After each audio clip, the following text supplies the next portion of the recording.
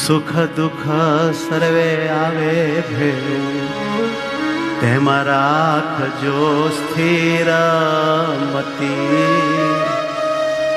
જાળવીશ મારા જનને વળી જતન કરી શકી. આ વાક્ય મને બહુ ગમે છે.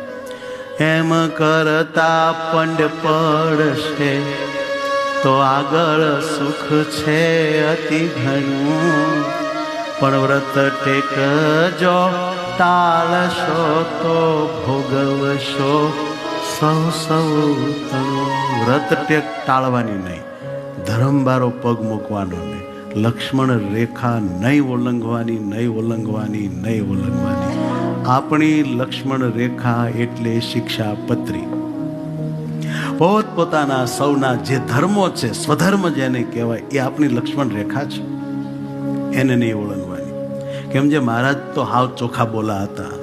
વ્રત ટેકજો ટાળશો તો ભોગવશો સૌ સૌ તણ.